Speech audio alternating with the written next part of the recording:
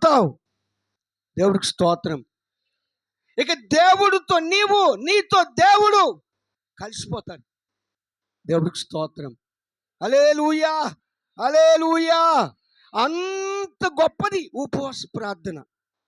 ఒకసారి యేసుప్రభు దగ్గరికి చూడండి, మార్కు సువార్త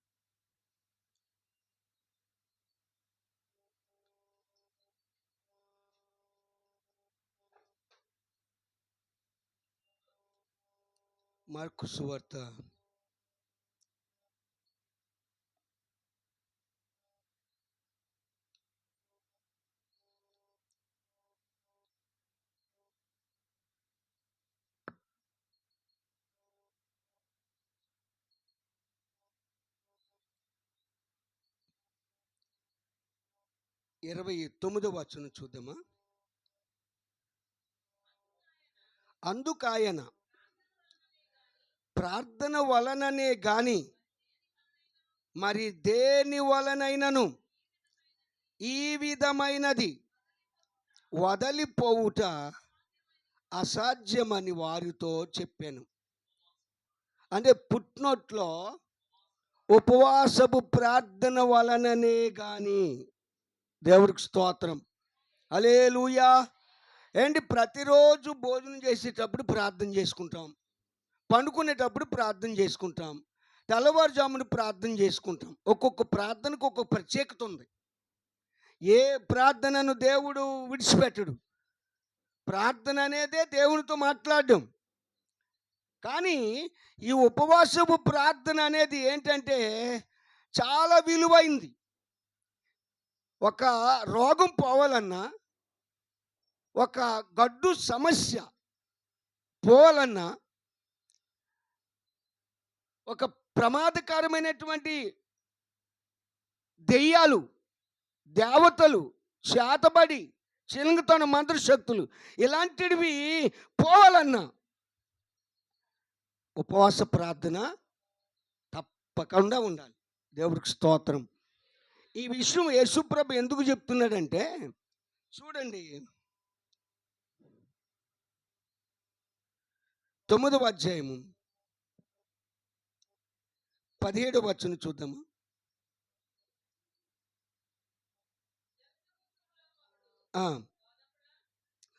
జన సమూహంలో ఒకడు, బోధకుడా, ఏ దెయ్యమమ్మా మాట్లాడుతుందా? చూసారా, ఈ దెయ్యాలు కూడా చాలా రకాల దెయ్యాలు ఉంటాయి. ప్రార్థనలకు వచ్చిన తర్వాత కూడా దెయ్యాలు ఉంటాయండి. అలా లేలే చెప్పరు, స్తోత్రం చెప్పరు. చూసారా,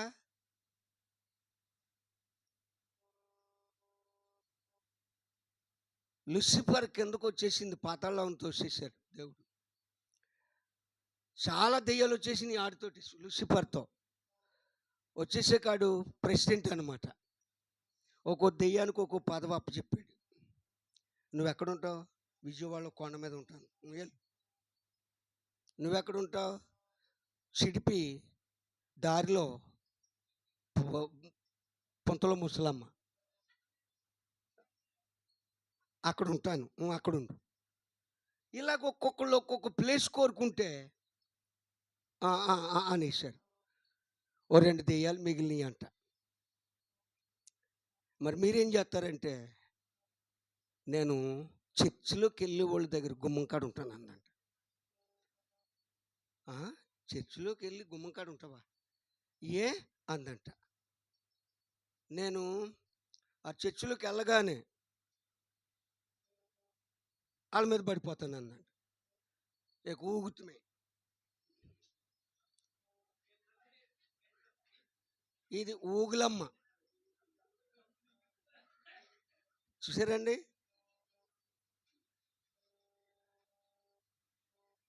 ఈ కనబడవు.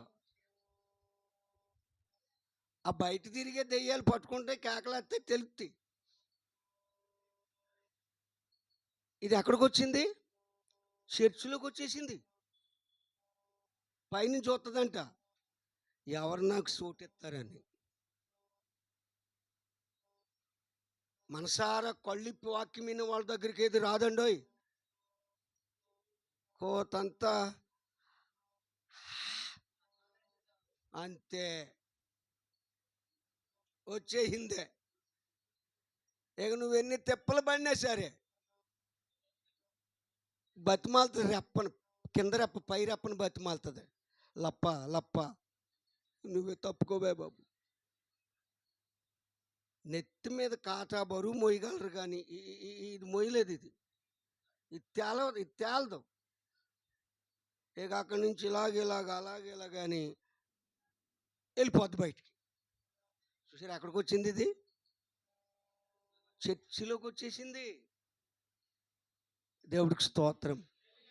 అలాంటి దెయ్యాలని రానియకూడదు. దేవుని మందిరం, దైవ సన్నిధి. మనం దేవుని వాక్యాన్ని, దేవుని స్తుతించడానికి వచ్చాం, దేవుని ఆరాధించడానికి వచ్చాం, దేవుని మహిమపరచడానికి వచ్చాం, దేవుని ఆత్మతో అభిషేకించబడడానికి వచ్చాం. దేవుడికి స్తోత్రం. హల్లెలూయా. దేవుని వాక్యంతో నింపబడి, దేవుని శక్తితో నింపబడి అలాంటి దెయ్యాల్ని స్తుతుల మూలముగా వాక్యం వినడం ద్వారా, మెలకుగా ఉండటం ద్వారా ఆ దెయ్యాలను ఎవరు రానికూడదు. దేవుడికి స్తోత్రం. హల్లెలూయా, హల్లెలూయా. చూడండి, చాలామంది చెప్తలేదు. అంటే ఈ బైబిల్లో చెప్పబోయే మోగదెయ్యం ఎక్కడికైనా వచ్చేసిందేమో. అందరూ చెప్పాలి, బాబా అలాంటి మోగదెయ్యం నా మీదకి రాకూడదు అన్న వాళ్ళు దేవుడికి స్తోత్రం చెబుదాం. హల్లెలూయా, హల్లెలూయా. అదిగోండి పారిపోయింది. మళ్ళీ వచ్చేవాడిని చంపేస్తాం. దేవుడికి స్తోత్రం. రానీకండి, దయించి రానీకండి. దేవుడే ఉండాలి, దేవుని సన్నిధే ఉండాలి మన మధ్యలో. దేవుడికి స్తోత్రం. హల్లెలూయా, హల్లెలూయా. చూడండి, ఈ మోగదెయ్యం చదవండి.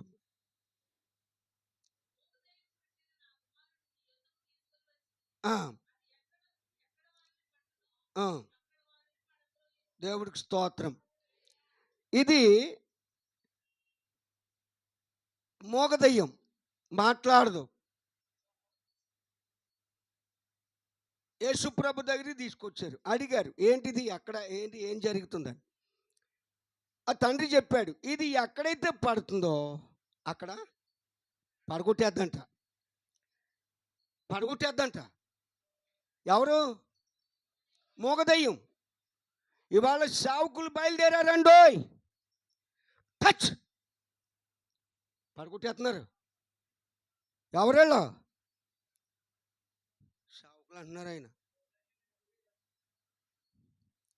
పడగొట్టేవి దెయ్యాలు, లేవనెత్తేవి దేవుడు. దేవుడికి స్తోత్రం. నమ్మకండి, యూట్యూబ్లో చూస్తున్నారు, టీవీలో చూస్తున్నారు, నమ్మొద్దు. టచ్ పడిపోతున్నారు. మా ఊళ్ళో ఒకళ్ళు చెన్నై నుంచి తీసుకొచ్చారండి, ఒక పాస్టర్ గారిని. ఇక ఆయన వాక్యం చెప్తలేదు, మోకాళ్ళ నొప్పులతో ఉన్నారు. ఒకళ్ళు అంటున్నారు, ఇక్కడ మోకాళ్ళ నొప్పులతో ఉన్నారు, లెగాలి అంటే ఆరుగురు లెగిశారండి. ఒక్కళ్ళు అన్నాడు, ఎంతమంది లెగిశారు? అది అక్కడ పట్టుకోవాలా. తీసుకొచ్చారు, స్టేజ్ మీద నిలబడ్డాక వెనకాల కబడ్డీ కబడ్డీ కబడ్డీ కబడ్డీ అంటే ఆయన పడగొట్టేస్తే పట్టుకుంటానికి స్టేజీ మీద ఆట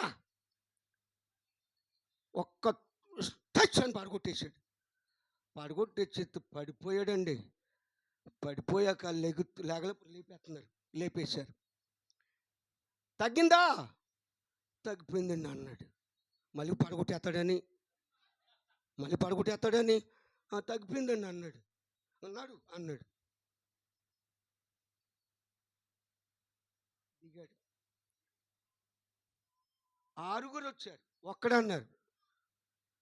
అందులో ఇంకొకరిని మళ్ళీ టచ్ అని పడగొట్టేస్తే మోకాలు నొప్పితో పాటు నడుము ఇరిగిందండి. వీళ్ళు ఎవరోళ్ళు? అది పడగొట్టే దెయ్యాలు. మూగ దెయ్యం పట్టి అది ఎక్కడ పడుతుందో పట్టుకుంటుందో అని అక్కడ పడగొట్టేస్తుందంట. ఈయన అక్కడ తీసుకొచ్చారు, యేసు ప్రభు దగ్గరికి తీసుకొచ్చారు. ఈయనే లేపుతాడు బాబా అని. సేవకులు లేపాలి కానీ పడగొట్టేయకూడదు. దేవుడికి స్తోత్రం. హల్లెలూయా. యేసు ప్రభు దగ్గరికి తీసుకొస్తే వాళ్ళు ఏమన్నారంటే చెప్పారు, ఇది పరిస్థితి ఇదండి. మీ శిష్యుల దగ్గరికి తీసుకెళ్ళాను, వాళ్ళు చాలాసేపు ప్రార్థన చేశారు కానీ లేదు లేదు, వాళ్ళ చలనమే లేదు, ఏం జరగలేదు అని చెప్తే యేసుప్రభు అన్నాడు ఈ శిష్యులు తిరిగి, నేను ఎంతకాలం మీతో సహించగలను? నాతో ఉండి మీరు ఏం నేర్చుకుంటున్నారు అని కొంచెం శిష్యులు మందలించి అప్పుడు యేసుప్రభు ఒకటే మాట అన్నాడు. చదవమ్మా.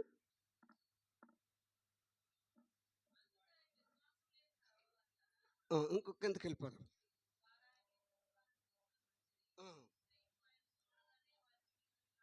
దేవుడికి స్తోత్రం. యేసు ప్రభుని చూడగానే ఏమైంది? మరి వీళ్ళు ఏం చేస్తున్నారు ఏంటి? దేవుని సేవకులను చూడగానే విలవిల్లాడి పారిపోవాలా? అంతేగాని గొప్ప కోసం అండి. ఆయనకి లేని గొప్పలు వీళ్ళకి వచ్చేస్తున్నాయి. చెట్టు పేరు చెప్పి కాయలు అమ్ముకుంటున్నారంట. ఆయన బైబిల్ని ఎవ్వరిని పడగొట్టలే, పడిపోయిన లేపాడు. బైబిల్ వాక్యం చెప్తుంది, యేసు ప్రభు పడిపోయిన వారిని ఉద్ధరించు దేవుడు, కురుంగిన వారిని లేవనెత్తు దేవుడు. దేవుడికి స్తోత్రం. పెంట కుప్పల నుండి దీనులను పైకి లేపు దేవుడు. ఇన్ని వాక్యాలు ఉన్నాయండి బైబిల్లో. మరి ఎలాగ పారిపోతున్నారు, పరిగెత్తేస్తున్నారండి? ఇలాంటి పాస్టర్ గారు ప్రార్థన చేస్తుంటే ప్రార్థన, ఆయన దగ్గర బిళ్ళప్పలు లేవు, ఆయన దగ్గర ఎక్స్ట్రా లేవు, ఆ డ్రెస్ ఒకటే. ఆ డ్రెస్తో కానీ యాక్షన్ చేస్తే హిట్ అయిపోతాడు ఆయన, కానీ ఆయన దగ్గర అవి లేవు. దేవుడికి స్తోత్రం. హల్లెలూయా, హల్లెలూయా. తర్వాత ఇంకోటి చెప్పనండి, దేవుడు ఏదైనా అద్భుతం చేస్తే ఎవరికి చెప్పొద్దు అనేవాడు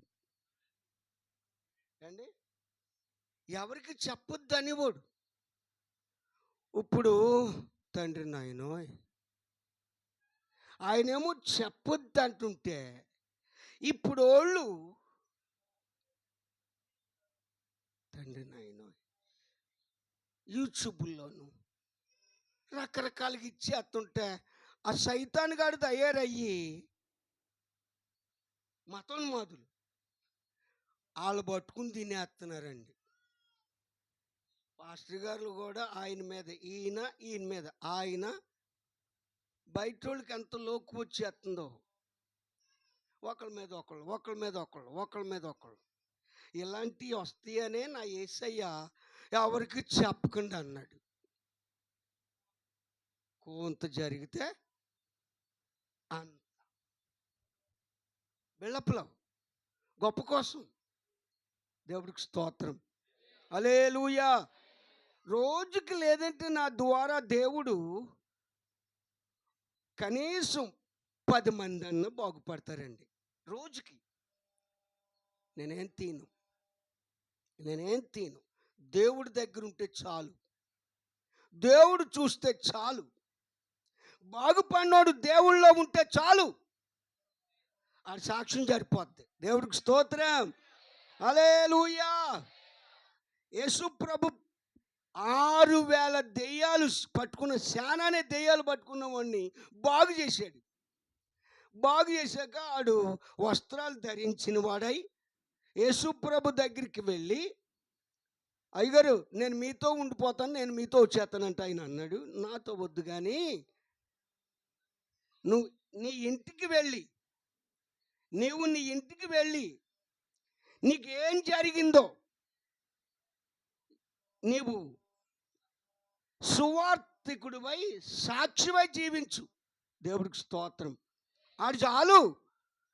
ఆడు వెళ్ళి ఏం చేశాడంట, దెక్కపోలి అనేటువంటి పట్టణాల్లో, అంటే దెక్కపోలి అంటే అర్థం ఏంటంటే 2 పట్టణాలు, 10 పట్టణాలు, అంటే సికింద్రాబాద్ హైదరాబాద్ లాంటి 10 పట్టణాలకు ఒక సేవకుడిగా పనిచేశాడు. దేవుడికి స్తోత్రం. హల్లెలూయా. ఆ రోజుల్లో ఫ్లెక్స్ లేవు, ఆ రోజుల్లో యూట్యూబ్ లేవు, ఆ రోజుల్లో ఇంత టెక్నాలజీ లేదు. 10 పట్టణాల మీద గొప్ప సేవకుడిగా పనిచేశాడు. ఇప్పుడు బిళ్ళప్పులు తప్ప ఏం లేవు, ఏం లేవు.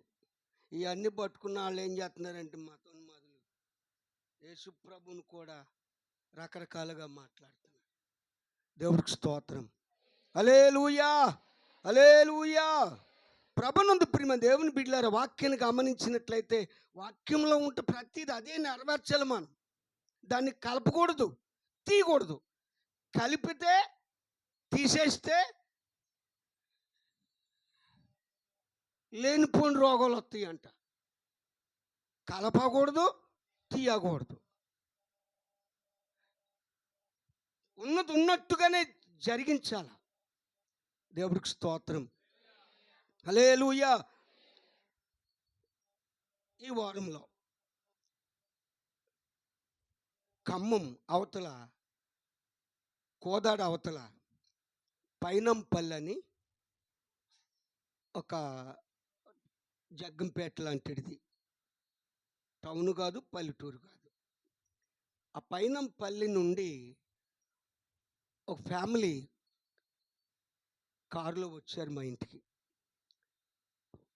4 ఒక ఆయన్ని మోసుకొస్తున్నారు చర్చిలోకి. మోసుకొస్తుంటే నేను బయటకు వచ్చాను. ఏ ఊరండి అని అడిగితే, ఖమ్మం అవతల, కోదాడ అవతల, నందిగామ అవతల పైనంపల్లి అండి అన్నారు. ఇప్పుడు ఆ పైనంపల్లి వెనకమాల కొండలు అనమాట అండి. ఇక అన్ని కొండలే. ఆ కొండలు దాటి ఒక 100 కిలోమీటర్లు దాటితే ఛత్తీస్గఢ్, ఒరిస్సా బార్డర్లు తగ్గుతాయి. భద్రాచలం, ఇలాగ భద్రాచలం ఇలాగ వెళ్తే ఒరిస్సా అవన్నీ తగులుతాయి. అయితే అక్కడి నుండి వచ్చారు. అతని పేరు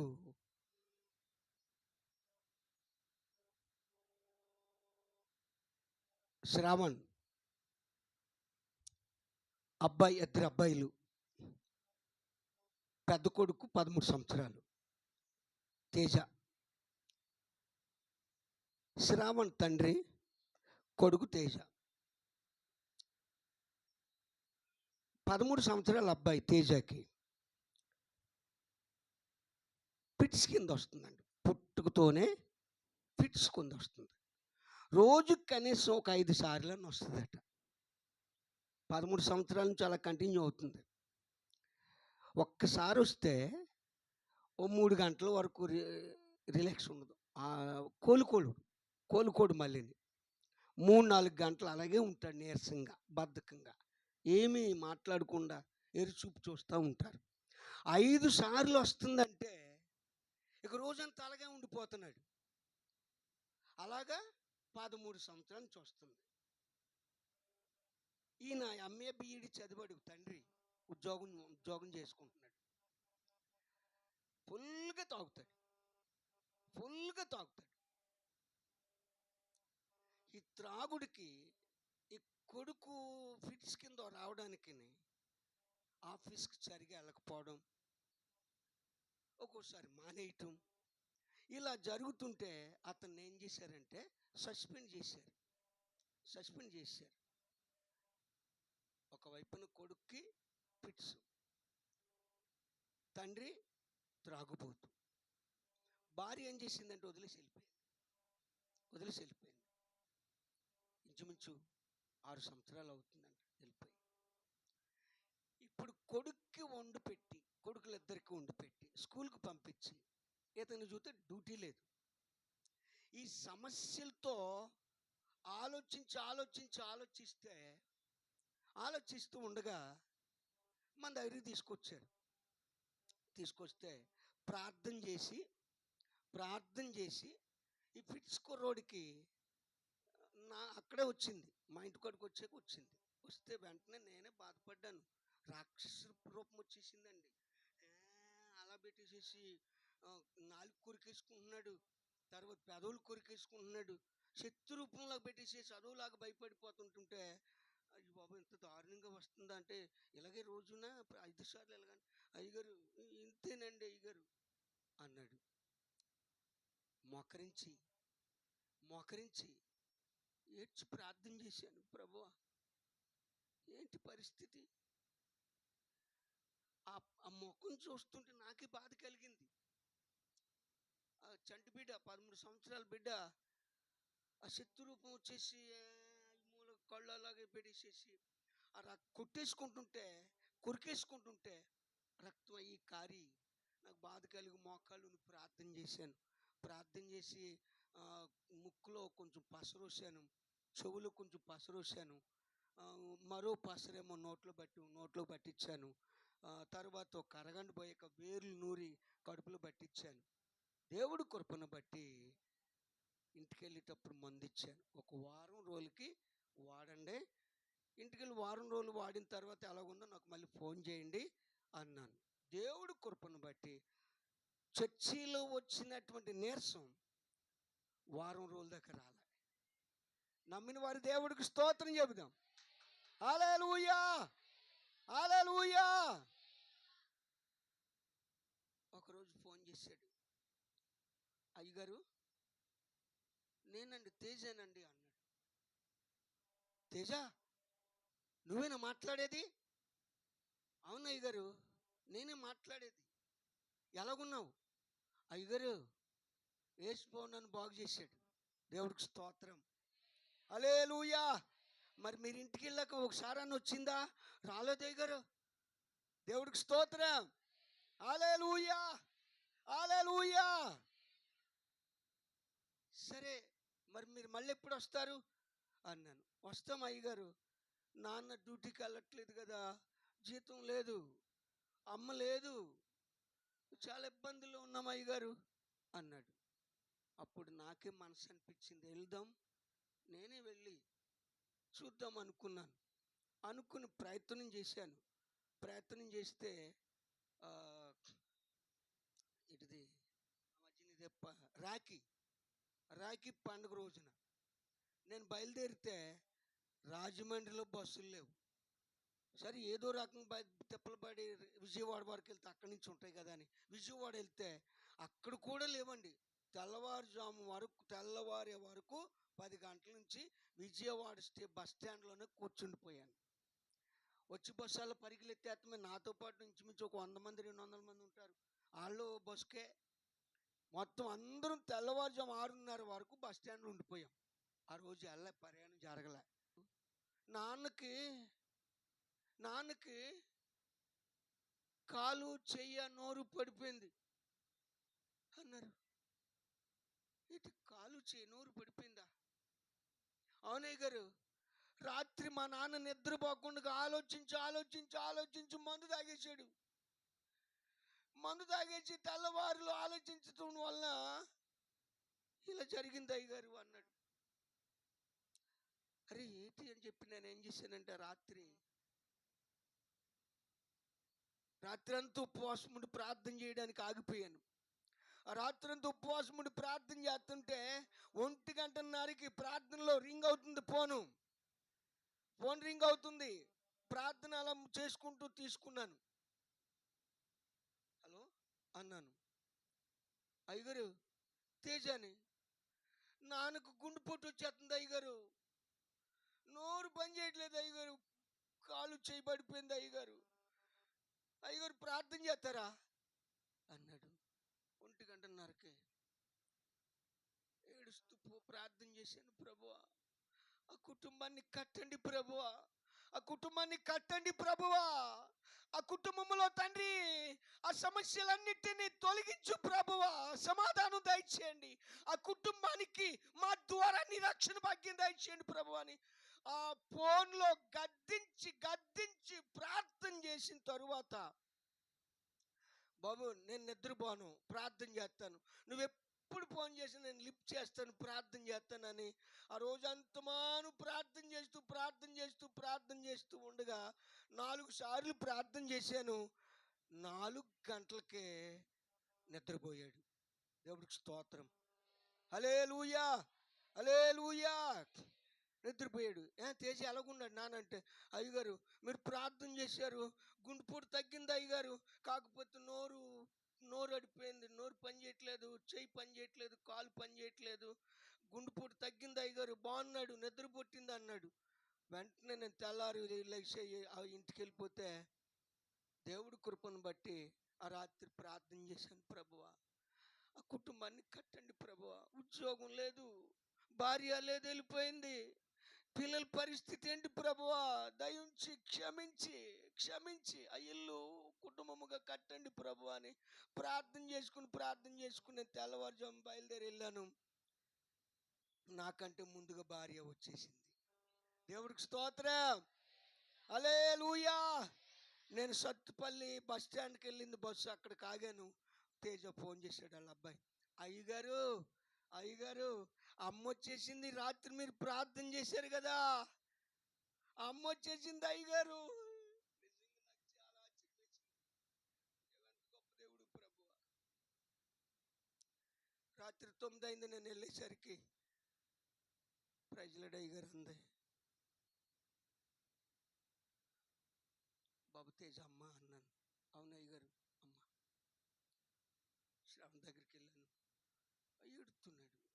అయ్యగారు అయ్యగారు అయ్యగారు క్షమించారు అన్నాడు. దేవుడిని క్షమిస్తున్నాడు.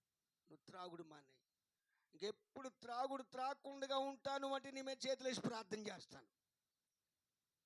వెంటనే లెగలేనోడు లెగుతూ కాళ్ళ మీద పడిపోయి, అయ్యగారు మీరు మనస్ఫూర్తిగా నన్ను క్షమించి ప్రార్థన చేయండి అన్నాడు. దేవుడికి స్తోత్రం.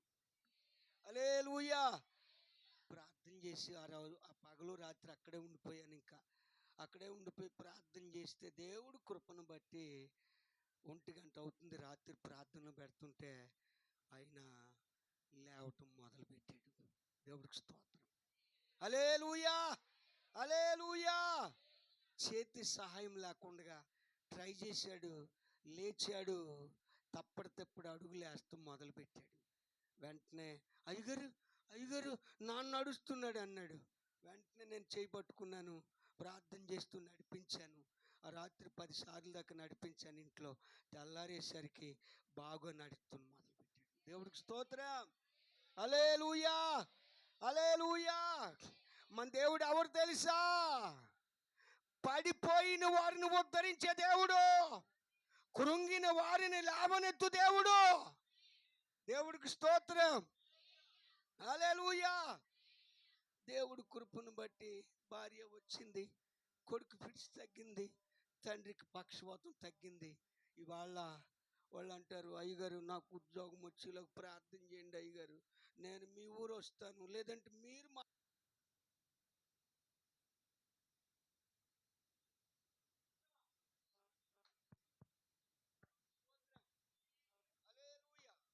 హల్లెలూయా. నిజంగా వాళ్ళు అన్యులు, కానీ ఈ కార్యం ఎప్పుడైతే దేవుడు చేశాడో దేవుడు నమ్ముకున్నారు. దేవుడికి స్తోత్రం. హల్లెలూయా. హల్లెలూయా. నాకు నిజంగా నిజామాబాద్లో ఉన్నారు 10 మంది, కామారెడ్డిలో ఉన్నారు 10 మంది, మెదక్ జిల్లాలో ఉన్నారు ఒక ఇంచుమించు ఒక అనమండుగురు. ఇలాగ నాకు దేవుడు నిజంగా ఇలాంటి అద్భుతాలు చేస్తూ అన్యజనుల కుటుంబాల నుంచి అనేక మందిని దేవుడు లేవనెత్తుతున్నాడు. దేవుడికి స్తోత్రం. హల్లెలూయా, హల్లెలూయా. ఇలాగ నెలకు ఒకసారో 20 రోజులకు ఒకసారో పిల్లల్ని దర్శించి వస్తున్నాను, వెళ్తున్నాను. నిజంగా ఈ ఉపవాస ప్రార్థన ఎంత శక్తివంతమైందంటే చాలా శక్తివంతమైంది. దేవుడికి స్తోత్రం. హల్లెలూయా, హల్లెలూయా. నేను తినేది ఒక్క పూట అని, రోజుకి ఒక్క పూట. అదే నే టైం తింటాను. అసలు తినకపోతే బతకలేం కదా. అసలు తినకపోతే బతకలేం, ఎందుకంటే మనం మనుషులు.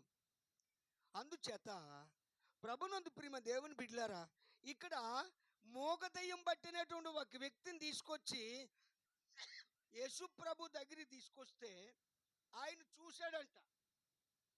ఆ వ్యక్తిని ఏం చేశాడు? చూశాడు. అలాగా లోపలున్న మోగదయ్యం ఏం చేస్తుంది? వీళ్ళ వీళ్ళ వీళ్ళ వీళ్ళలాడుతుంది. దేవుడికి స్తోత్రం. హల్లెలూయా. దేవుడు కనీసం చెయ్యి కూడా వేయలే. యేసయ్యను చూడగానే అది భయపడి విలవిలలాడుతూ నురుగు కక్కి పడిపోయాడు. దేవుడికి స్తోత్రం. హల్లెలూయా, హల్లెలూయా. వెంటనే అక్కడ ఉన్నోళ్ళు అనుకున్నారంట, ఏట్రా బాబా చచ్చిపోయాడు అనుకున్నారంట. దేవుడికి స్తోత్రం. ఎందుకు పడిపోతారు?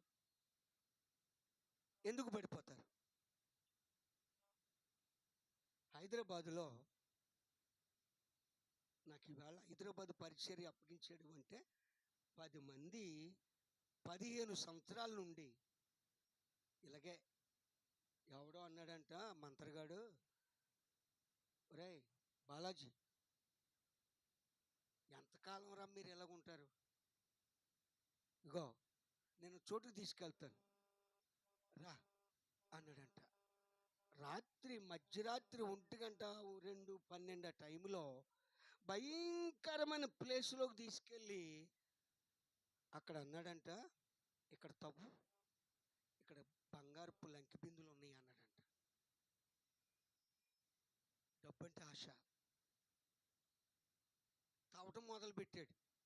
కథ బలంగా ఉంటాడండి, ఎత్తుకుంటాడు, లావుగుంటాడు. తవ్వటం మొదలు పెట్టాడు. ఇంచుమించు ఒక 5, 6, 10 అడుగుల లోతు తవ్విన తర్వాత కూలిపోయింది. బలవంతుడు కనుక మనిషి మళ్ళీ పైకి వచ్చాడు. మళ్ళీ ఇక్కడ కాదు కానీ అక్కడ అలాగ రాత్రంతా 5 అడుగులు 10 అడుగులు కోయిలు తీయంతం ఇలా భ్రమ పెట్టి 15 సంవత్సరాల నుంచి పట్టుకుని పీడిస్తూ 10 మందిని 3 ప్లాట్లు, హైదరాబాద్లో 3 ప్లాట్లు, ఒక్కో ప్లాట్ అమ్ముకుంటే ఒక 5 కోట్ల రూపాయలు వస్తాయి.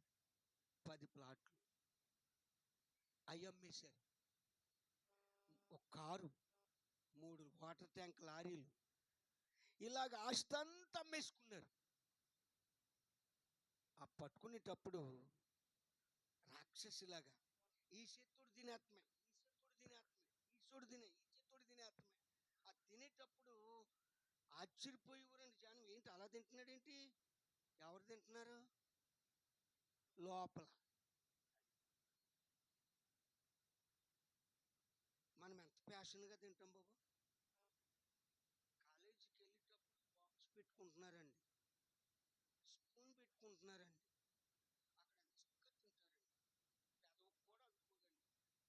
అక్కడ ఎంత చక్కగా తింటారండి. పెదవు కూడా అనుకోదండి అని తింటారు.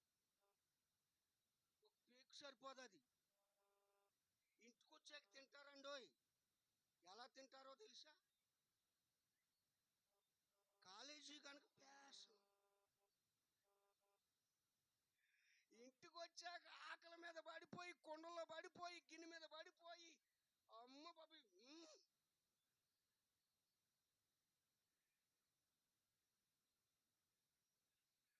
అప్పుడు తల్లి అనుకుంటుంది, అంత ఆకలితో ఉన్నావు కదా, పెద్ద బాక్స్ వెళ్ళొచ్చు కదా అందనుకోండి. అంటదండి. "ఉమ్, కాలేజీలో నాకు ఆకలి అవ్వదు, ఇది కూడా ఎక్కువే" అంటదండి. ఇంటికి వచ్చాక ఇది చూడాలండి. దేవుడికి స్తోత్రం. అయినా మనం ఒక శత్రుడు తింటాం, కానీ దెయ్యం పట్టుకుంటే ఏంటంటే రెండు చేతులతోటి ఇంకా సిగ్గు లజ్జ ఉండదు. రెండు చేతులు తినేస్తున్నారండి వాళ్ళు. మా ఇంటికి తీసుకొచ్చారు, సతీష్ కుమార్ గారి దగ్గరికి తీసుకెళ్లారంట. తీసుకెళ్తే అక్కడ ప్రతిరోజునండి, నేను హైదరాబాద్ వెళ్తున్నాను కనుక చాలా కాంపౌండ్ అండి సతీష్ కుమార్ గారు, చాలా పెద్ద కాంపౌండ్. ప్రతిరోజు 3-4 గంటలకి వెయిటింగ్ హాల్ ఉంటుంది, పెద్ద హాల్. అందులోకి వెళ్తారు కొత్తగా వెళ్ళేవాళ్ళు.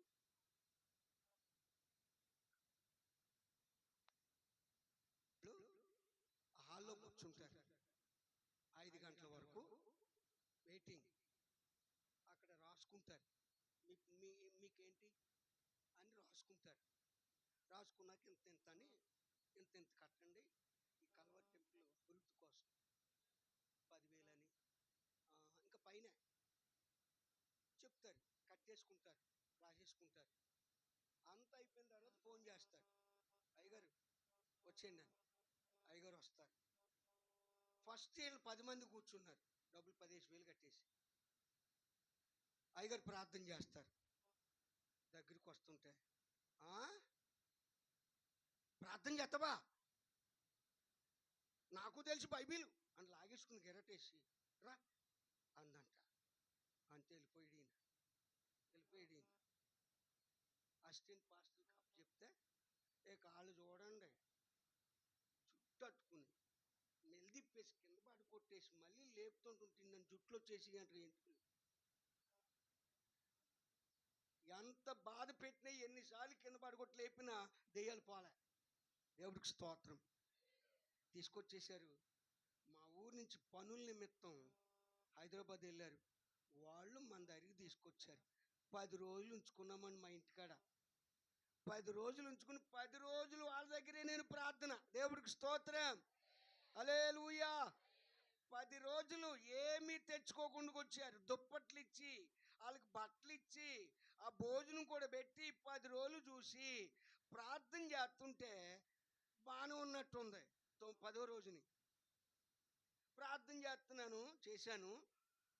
బొరంపాలెం సంఘంలో ఒకళ్ళకి బర్త్డే ప్రార్థన చేయడానికి రండి అని అంటే బాగానే ఉన్నారు కదా అని నేను వెళ్ళాను. వచ్చేది మళ్ళీ వచ్చి చూపెత్తుందంట. ఊపేస్తుంటే బయటకు వచ్చి మా ఇంటికాడ ఉండే సీమోన్ అని కుర్రాడు, అయ్యగారండి అది మళ్ళీ వచ్చేసింది అన్నాడు. మళ్ళీ వచ్చేసింది అది అని నేనేం చేశానంటే ప్రార్థన చేసేసి, అమ్మ నేను ఇంక వెళ్తున్నాను, మళ్ళీ వచ్చేస్తాను, సాయంత్రం వచ్చేస్తానని బండి ఎక్కుతున్నానండి. ఇది అంటదంట, వచ్చేస్తున్నాడు పొట్టోడు, అడుగో వచ్చేస్తున్నాడు పొట్టోడు అంటే అక్కడ బయలుదేరుతున్నా. ఎవరు తెలిసింది? అది చాలా మందికి తెలీదు. మనం ఏం చేస్తున్నామో ఆ పాటల గారికి ఏం తెలుసు అనుకుంటారు మీరు. మాకు తెలీదు, దెయ్యానికి తెలుసు, దేవుడికి తెలుసు. దేవుడికి స్తోత్రం. దేవుడు చూస్తున్నాడు, దెయ్యాలు చూస్తున్నాయి. అందుకే మనం అంటే లోకువ. దేవుడికి స్తోత్రం. అదిగో వచ్చేస్తున్నాడు, ఎవరో ఫోన్ చేసేసాడు, ఫోన్ చేశాడు కదా, ఈ పొట్టోడును ఆ పొట్టోడికి ఫోన్ చేసేసాడు. సీమోను పొరవడు ఉంటే లేదండి మన ఇంటికాడ. ఈ పొట్టోడు ఫోన్ చేసేసాడు ఆ పొట్టోడికి, అదిగో వచ్చేస్తున్నాడు, బండి ఎక్కేసాడు అని. సరిగ్గా నేను తాళ్ళూరు రోడ్డు కాడికి వచ్చేటప్పటికి వదిలేసిపోయి దుప్పటి కప్పేసుకుని ముసుకేసేసుకుందంట. నేను మామూలుగా వచ్చాను. అయ్యగారండి అది చూసేసింది, మేము బయలుదేరుతాం అంటది. నేను బయలుదేరుతాను. అవునండి మీరు బయలుదేరారా, బండి ఎక్కారంట కదా, ఇది చెప్తుంది. అదిగో ఈ పొట్టోడు వెళ్ళి ఫోన్ చేసేసాడు, ఆ పొట్టోడు వచ్చేస్తున్నాడు, అదిగో బండి మీద వచ్చేస్తున్నాడు, ముసుకేసుకుని పడుకుంది అన్నాడు. లే పైకి లేక అన్నాను. మామూలుగా మనుషులు వేసింది. అమ్మయ్యా అన్నాను. నేనేంటి ప్రభాతం అమ్మనే అన్నాడు. ఏం లేదు కదా, వెళ్ళిపోయిందండి, వెళ్ళిపోయింది. 10 రోజులకి 10వ రోజున దొరికింది, చేతికి దొరికింది. ప్రార్థన, స్తోత్రం, హల్లెలూయా, స్తోత్రం. అలాగ 1-2 గంటలు స్తుతులు స్తోత్రాలు చెల్లించి ప్రార్థన చేస్తే దొరికిందండి. వదిలేండి, నేను వెళ్ళిపోతాను. ఏ నేను పొట్టున్నా? ఏం మాట్లాడుతున్నా? పొట్టు నేను కాదు, తప్పు అయిపోయింది, క్షమించండి అంటుంది. దేవుడికి స్తోత్రం. నేను ఎవరిని? పాస్టర్ గారు, మీరు పొట్టుని కదా కదా, క్షమించండి. దేవుడికి స్తోత్రం. ప్రార్థన చేశాను. ప్రార్థన మళ్ళీ రావు కదా, రానండి. హైదరాబాద్ వచ్చి నేను ఇక్కడ వీళ్ళకి నేను సహవాసం పెడతాను. నువ్వు మళ్ళీ కానీ వచ్చావా యేసు ప్రభుకి అప్పచెప్పేస్తాను. నేను రానండి, మళ్ళీ రానండి. దేవుడి కృపను బట్టి హైదరాబాదులో 50 మంది సంఘాన్ని కట్టాడు దేవుడు. దేవుడికి స్తోత్రం. హల్లెలూయా, హల్లెలూయా. 15 సంవత్సరాలు వాళ్ళు పీడించి భార్యాభర్తలకు సంబంధం లేకుండా గడి తీసేసాడు. అరే, భార్యాభర్తలు, పిల్లలు, కుటుంబాలని పడగొట్టేసాడు. ఆడు పనికిమాలినాడు. మన దేవుడు కుటుంబాలను కట్టేవాడు. మన దేవుడు ఈ సైతానుగాడు ఏం ఎవడీడు? పడగొట్టేవాడు. దేవుడికి స్తోత్రం. హల్లెలూయా. అందుకే ఎవ్వరు కూడా టచ్ అని వాళ్ళు నమ్మకండి. టచ్ అని పడిపోతామే, పడగొట్టేస్తామే. దేవుడికి స్తోత్రం. హల్లెలూయా. ఆ టచ్ అనే వాళ్ళు వచ్చినప్పుడు కృపానిదేనో ఒక ఆయన నాకు నడుము నొప్పి అని వెళ్ళాడు. నడుము నొప్పి అని వెళ్తే ఎక్కడ నొప్పి అన్నాడు. నడుము అన్నాడు. టచ్ అన్నాడు. నడుము నొప్పితో పాటు మోకాళ్ళ నొప్పులు, సట్ నొప్పి. ఎలాగుంది అన్నాడు. తగ్గిపోయింది అన్నాడు. మళ్ళీ పడగొట్టేస్తాడని. తగ్గిపోయింది అన్నాడు. స్టేజ్ కిందకు వచ్చాక తగ్గిపోయిందే అన్నాడు. ఏం తగ్గలేదు. పైనేమో తగ్గిపోయింది అన్నాడు.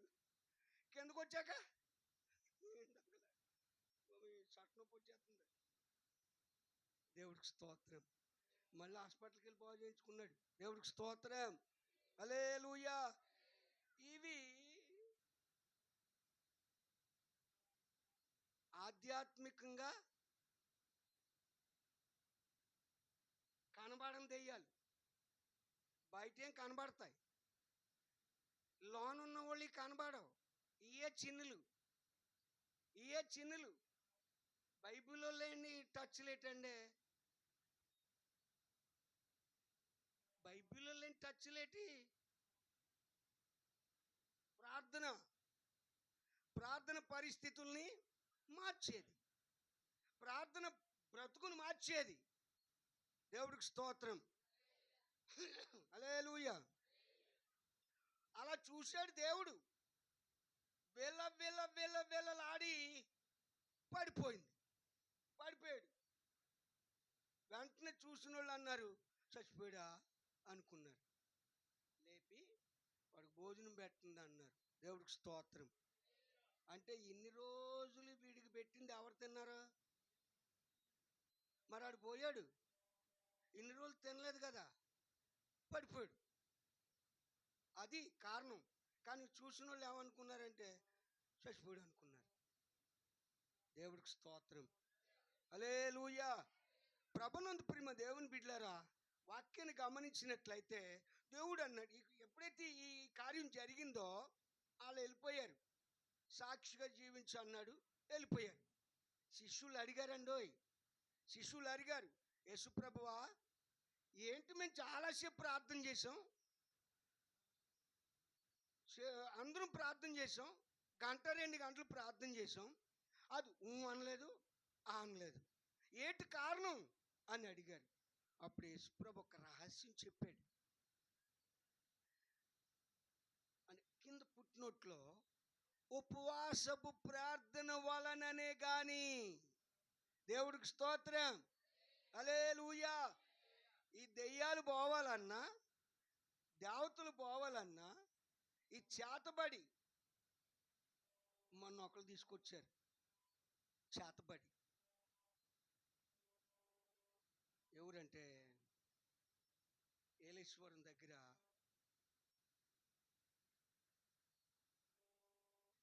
మామిడాడ ఏలేశ్వరం మీ ఏపు కాదు బాబు, మీ ఏపు మామిడాడు కాదు, ఏలేశ్వరం దగ్గర మామిడాడు ఉంది. అక్కడి నుంచి తీసుకొచ్చారు 2 పిల్లలు, 8వ సంవత్సరం అబ్బాయి, 3వ సంవత్సరం అమ్మాయి. 4 రోజుల నుంచి జ్వరం వస్తుందంట. హాస్పిటల్కి తీసుకెళ్ళి టెస్ట్ చేయితే ఏది కాదు, టైఫాయిడ్ కాదు, డెంగ్యూ కాదు, ఏది కాదు. కానీ 3 నెలల నుంచి రోజు జ్వరమే, తల దిమ్మెక్కిపోయినట్టు, బద్దలు కొట్టేసినట్టు ఉంటుందంట. కళ్ళేమో చితకొచ్చేస్తున్నాయి అంట. తీసుకొచ్చారు. ఒంటి నిండా తాళ్ళే, మెడ నిండా తాళ్ళు, చేతుల నిండా తాళ్ళు, కాళ్ళ నిండా తాళ్ళు, ఇక్కడ తాళ్ళు, మొత్తం తాళ్ళే. ఇన్ని కట్టించినా ఏం లాభం లేదు. అప్పుడు నేను అన్నాను, అమ్మా నేను ప్రార్థన చెయ్యాలంటే ఇవన్నీ తీసేయండి అన్న.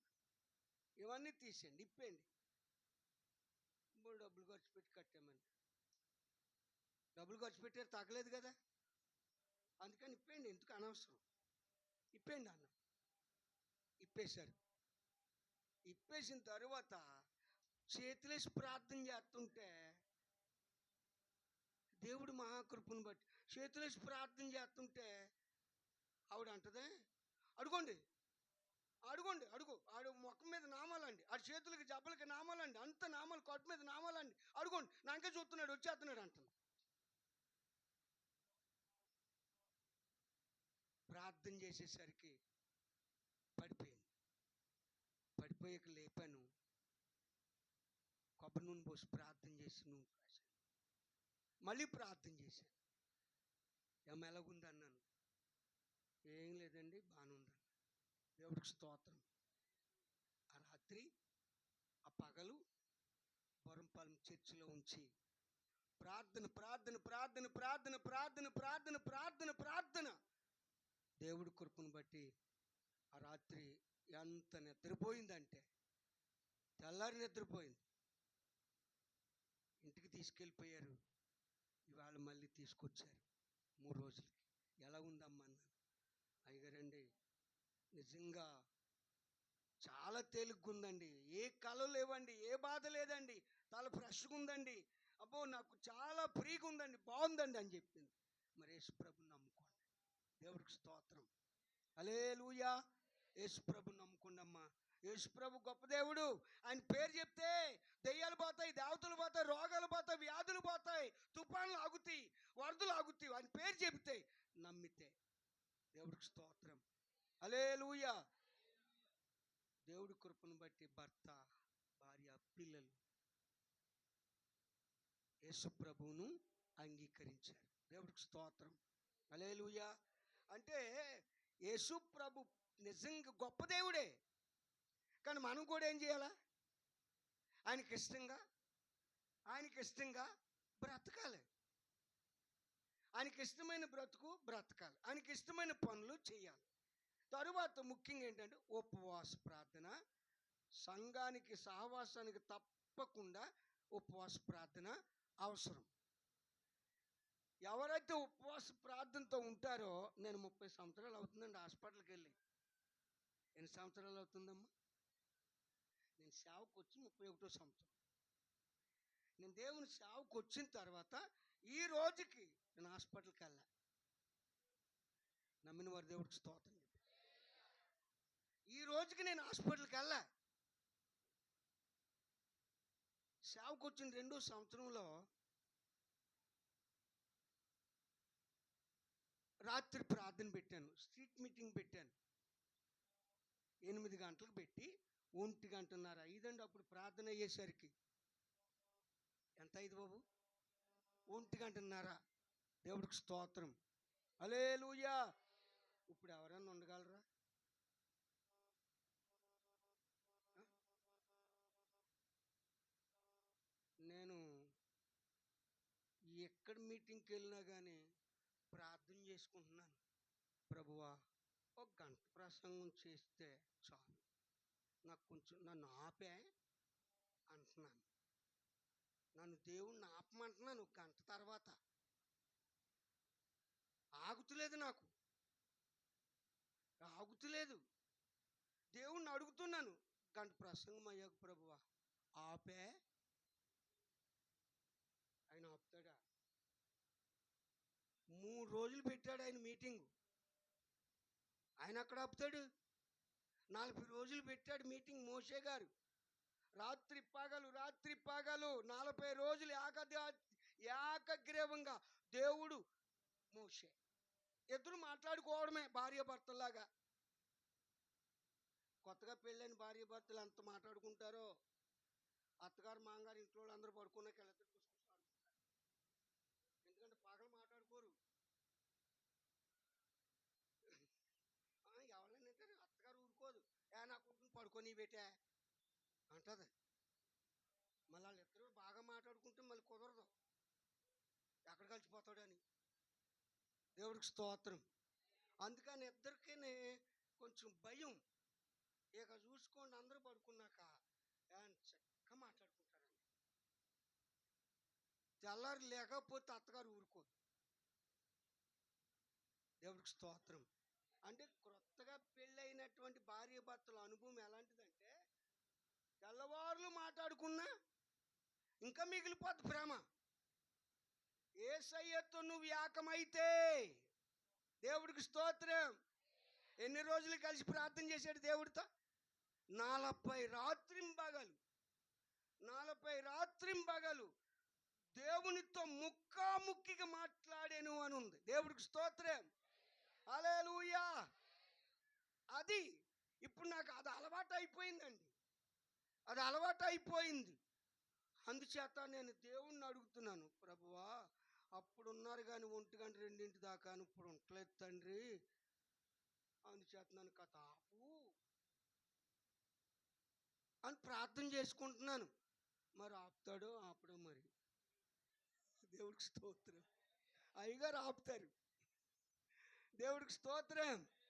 1 గంటకు ప్రార్థన అయితేనండి, నక్సలైట్లు వచ్చేవారండి మా ఊరు. వాళ్ళు 11 గంటలకు వచ్చి 12 గంటలకు మీటింగ్ ఎట్టుకోరు వాళ్ళు.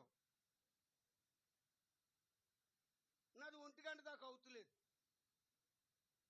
ప్రసాద్ అన్న, లక్ష్మక్క వీళ్ళిద్దరు వచ్చేవారండి నెలకొక మీటింగ్కి. మిగతా టైంలో చిన్న చిన్న నక్సలైట్లు వచ్చేవారు. నెలకొకసారి మాత్రం వీళ్ళు పెద్దోళ్ళు అనమాట, గ్రూప్కి పెద్దోళ్ళు. వీళ్ళిద్దరు వచ్చేటప్పుడు ఊరంతా వెళ్ళిపోవాలి మీటింగ్కి. ఇప్పుడు నా మీటింగ్ అవుతులేదు. వచ్చారండి నా దగ్గరికి, పాస్టర్ గారు మీటింగ్ ఆఫ్ చేయండి, అన్నల మీటింగ్ ఉంది అన్నారు. నేను అన్నాను, ఏంటి నా మీటింగ్ ఆఫ్ చేస్తాం ఏంటి? వాళ్ళ మీటింగ్ వాళ్ళు పెట్టుకోమనండి, నా మీటింగ్ నేను పెట్టుకున్నాను, దేవుడి మీటింగ్ అంటున్నాను నేను, మామూలుగా ఉండదు మరి అన్నారు. మామూలుగా ఉండదు ఏం చేస్తారేటి అన్నాను. సర్లే వెళ్ళారండి. అసలు తీసుకొచ్చారు, నా జబ్బలట్టేసుకున్నారు, లాక్కుపోయి జీపులో పాడేసుకున్నారండి. జీపులో పాడేసుకుని తీసుకుపోతున్నారు. మా పాస్టర్ గారు ఏడుతుంది, సంఘస్థులు ఏడుతున్నారు. ఎందుకంటే వీళ్ళు కూడా వెళ్తారు అందులోకి, బాధ నొప్పికి వెళ్ళిపోతారు. మొత్తం మీద నన్ను తీసుకుపోయారండి, కొండలోకి తీసుకుపోయి గన్నోడు తిరిగేసాడు ఒకడు. ఏట్రా రమ్మని మీ దేవుణ్ణి యేసుబాబుని రమ్మని ఈసారి నీ మీటింగ్ గొప్పదా? తిరగేసాడు. ఒకటే అన్నాడు, వేసాడు ఒకటే. ఇటు అలా కొడుతున్నారేటి, ఇక మర్యాద ఏంటి ఆయన ఇంకోటి వేసాడు. మాట్లాడితే వేసేస్తున్నారు. 6 ఉన్నారు అలాగా. ఇలా తంతే ఆడు తంతాడు, ఇలా తంతే ఈడు తంతాడు. ఆరుగురు నన్ను ఫుట్బాల్ ఆడుకున్నారండి. ఫుట్బాల్ ఆడుకున్నాక అన్నారు, ఇంకోసారి కానీ మా మీటింగ్కి అడ్డొచ్చావా జాగ్రత్త అన్నారు. అలాగండి అన్నాను. వదిలేశారు, తీసుకొచ్చి నన్ను ఇంటికాడ కూర్చి ఎవరిని వదిలేశారు. నేను తిరిగి వచ్చాను. అందరూ కూర్చునే ఉన్నారు. నా గురించి అయ్యగారు ఏం చేశారు అన్నారు. ఏం చేయలేదు అమ్మ, ఏం చేయలేదులే అమ్మ అన్నాను. కూర్చుని వదలరు అయ్యగారు అంటున్నారు. ఏదో చేశారులే అమ్మ, ప్రార్థన చేయండి ఎక్కువ. మన మీటింగ్ అన్నా జరగాలి, వాళ్ళదన్నా జరగాలి. నేనన్నా ఉండాలి ఇక్కడ. పట్టానండి దేవుడి దగ్గర. ఏం చెప్తున్నాను, ప్రభునందు ప్రియమైన దేవుని బిడ్డలారు, మళ్ళీ సార్ మీటింగ్ పెడితే కాల్చేస్తామన్నారు. దేవుడి దగ్గర ఇచ్చాను, ప్రభువా మళ్ళీ సార్ వచ్చేటప్పటికి మీటింగ్కి నాకు జరగాలి, నీ మీటింగ్ జరగాలి, ఏదో ఒక అద్భుతం చేయి అని ప్రార్థన చేసుకున్నాను. 3 రోజుల వరుసను ఉపవాసం ఉన్నాను. ప్రతిరోజు ఏదో తినకు మొత్తం మీద భయం. ఇంకా రెండోసారి ఇంకా అదే పని. ప్రార్థన చేసుకున్నాను. దేవుడు మహాకృపను బట్టి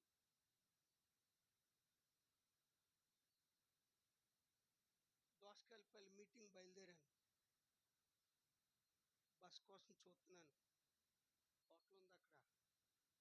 హోటల్ పేపర్ తీసుకున్నాను. పేపర్ ఓపెన్ చేశాను. మెయిన్ పేజీలో ప్రసాద్ అన్న లక్ష్మక్క బాంబు దాడిలో మరణించారు. హల్లెలూయా, హల్లెలూయా. బాబోయ్, నీకు విరోధముగా రూపింపబడిన ఆయుధం ఏదియో ఆ దెబ్బతో వాళ్ళు రావడం మానేశారు. దేవుని సేవ ఘనంగా జరిగించుకుంటున్నారు.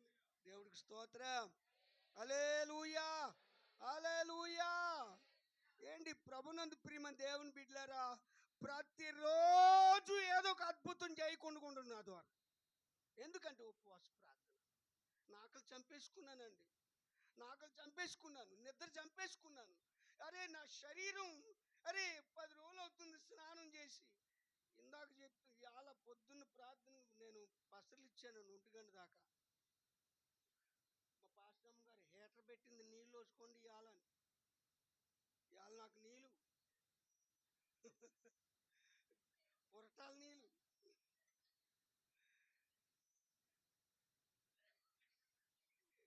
కాగుతున్నాయి. అమ్మయ్య, ఇవాళ నేను నీళ్ళు వచ్చుకుంటున్నాను అనుకున్నాను.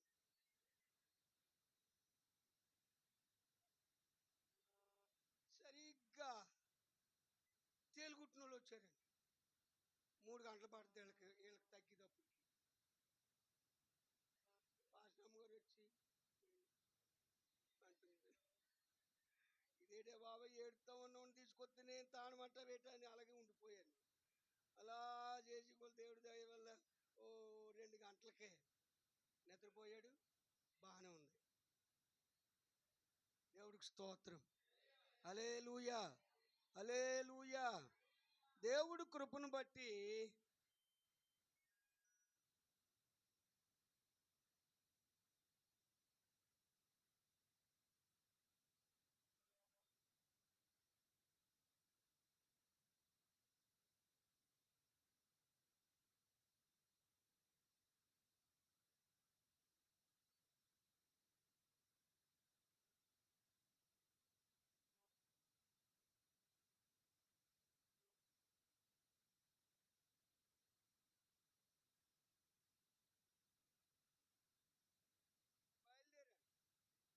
బయలుదేరాను.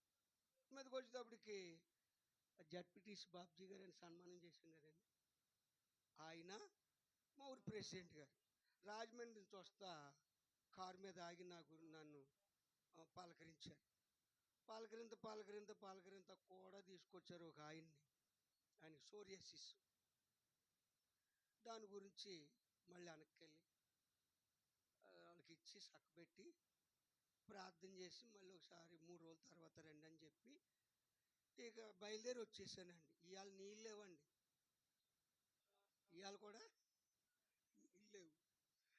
ఇలాగేంటంటే దేవుని పరిచర్య ఎవరిని నా యొద్దకు వచ్చు అని నేను అంత మాత్రమును ఈ వాక్యాలు ఏం చేస్తున్నాయి అంటే కొంచెం యేసుప్రభు అంటాడు కదా, మీకు తెలియని ఆహారము నాకు, మీకు తెలియని ఆహారం నా యొద్ద ఉంది అని ఆయన అంటే, వీళ్ళేమనుకున్నారంటే మనం ఆహారం కొనుక్కోటానికి వెళ్ళి ఈ లోపల ఎవరు ఉంటారో ఆ క్యారేజీ నా దగ్గర ఉంది అంటున్నాడు అనుకుంటున్నారు. అది కూడా తెలిసి అన్నాడంటే నా తండ్రి చిత్త ప్రకారము చేయుటయే నాకు ఆహారం. దేవుడికి స్తోత్రం. హల్లెలూయా, హల్లెలూయా. ఎప్పుడైతే నిజంగా హృదయంలో గుండెల్లో ఆరాటం, పోరాటం, దేవుడు దేవుడు దేవుడు దేవుడు దేవుడు అనేటువంటి ఆలాపన ఉందో నీకు ఆకలి ఉండదు. నమ్మిన వారు దేవుడికి స్తోత్రం చెబుతారు. హల్లెలూయా. పరిశుద్ధ గ్రంథంలో యేసుప్రభు ఎక్కడ భోజనం చేసినట్టుందండి అమ్మ? ఎక్కడ భోజనం చేసినట్టుందా? పిలిచారు భోజనానికి పిలిచారు. సీమోను అనేటువంటి ఒక పరిసయుడు పిలిచాడు. పిలిచి ఏం చేశాడు? యూదుల ఆచారం ఏంటంటే కాలు కడుక్కోవడానికి నీళ్ళు ఇవ్వాలి ఫస్ట్. ఇవ్వలే. సరే కాలు కడుక్కోవడం నీళ్ళు మర్చిపోయాడు అనుకోండి, తర్వాత నెక్స్ట్ ఏంటి? వస్త్రం ఇస్తారు తుడుచుకోవడానికి, అది ఇవ్వలేదు. మూడోది నూనె ఇస్తారు రాసుకోమని. ఈ 3 ఇంపార్టెంట్ యూదుల ఆచారం. ఈ 3 చేయలేదు. యేసుప్రభు బాధపడుతున్నాడు. భోజనానికి కాకేసి నన్ను అగౌరవపరుస్తున్నారు వీళ్ళు. మర్చిపోతే నీళ్ళు ఇవ్వడం మర్చిపోతే నెక్స్ట్ అది వస్తుమే అనేటప్పటికి నీళ్ళు ఇవ్వలేదు అనేటువంటి జ్ఞాపకం వస్తుంది.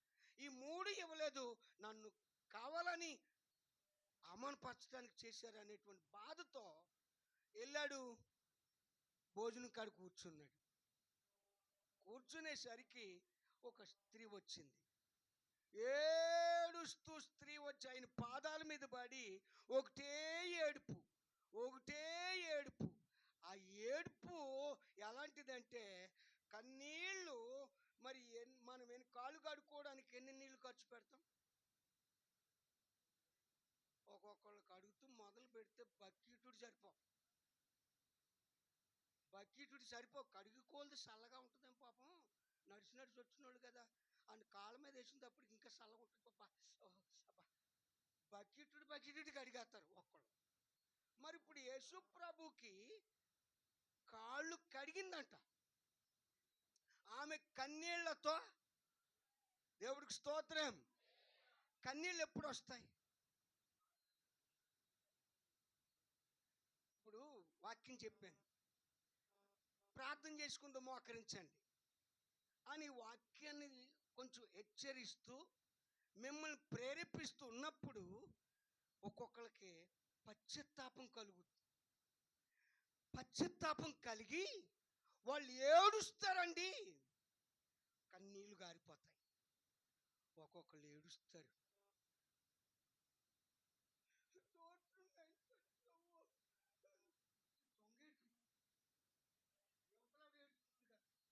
యువతలాడు ఏడుతుంది కదా, నేను ఆడకపోతే ఏమనుకోడు, కానీ ఏడకంటే కట్టి ఏడుతుందండి. నన్ను ప్రభు రావు వంగేడు. మంచం మీద పడి 3 నెలలు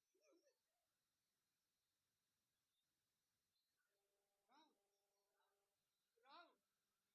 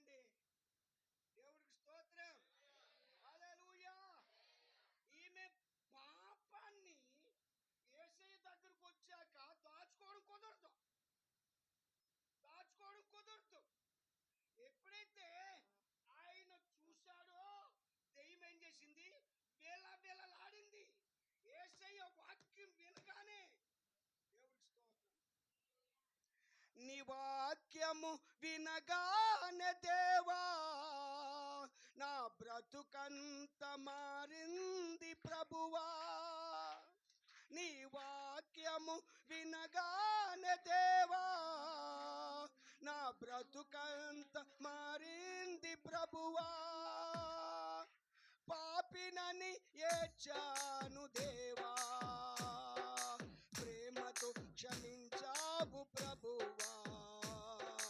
పాపినని ఏడ్చాను దేవా ప్రేమతో క్షమించావు ప్రభువా. ఓ నిలచెద దేవా నాలో నిలువుము ప్రభువా.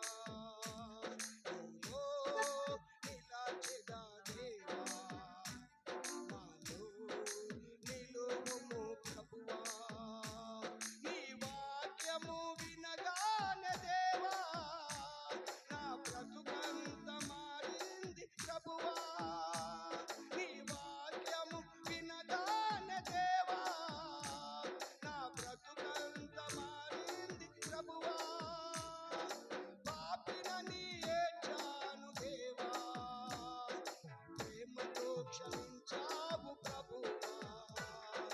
పాపినని ఏడ్చాను దేవా ప్రేమతో క్షమించావు ప్రభువా.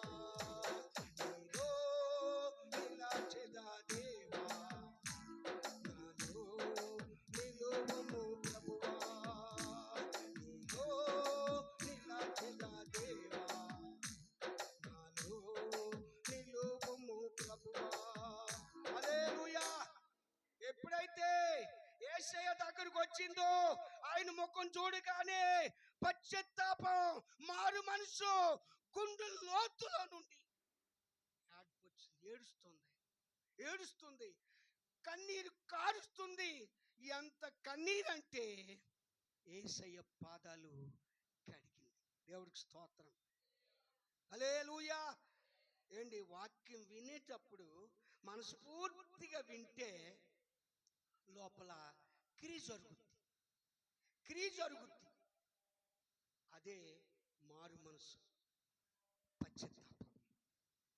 ఇక నీరెంత అంటే ఒకసారి దావీదు అంటాడు, దేవా నేను ప్రతి రాత్రి కన్నీరు విడిచి ప్రార్థిస్తుంటే నా పరుపు, దేవుడికి స్తోత్రం, పరుపు తేలిపోయింది అయిపో.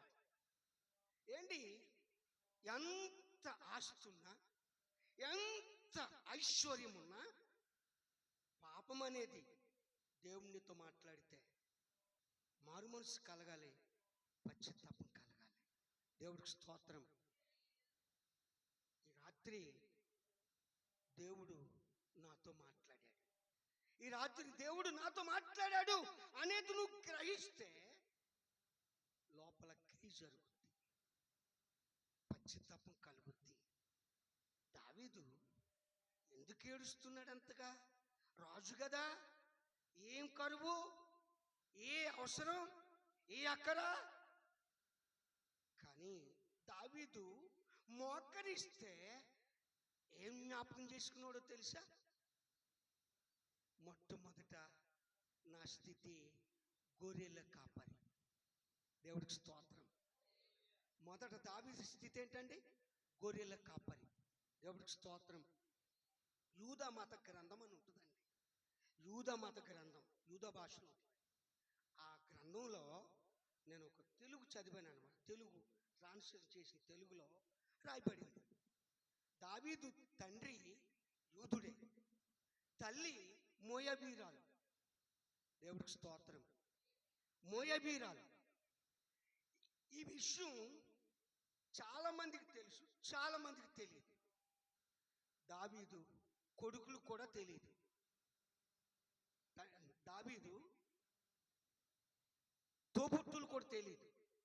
దేవుడికి స్తోత్రం. అయితే దావీదు తండ్రి అషై యూదుల మతానికి పెద్దగా పెట్టుకున్నారంట. అలా జరుగుతుంది, కాలం జరుగుతుంది. ఒక రోజున మరొక మీటింగ్లో దావీదు తల్లి మోయాబీరాలు అని తెలిసింది. యెషై భార్య మోయాబీరాలు అని తెలిసింది. ఈ మిగిలిన పెద్దలందరూను దావీదు తండ్రి యెషై మీద నేరం మోపారట. నీ భార్య మోయాబీరాలు, ఈ ఈ పదవికి నీవు అర్హుడు కాదు అని నేరం మోపితే ఇంటికి వచ్చాడు. ఆ విషయం భార్యకు తెలిసిందట.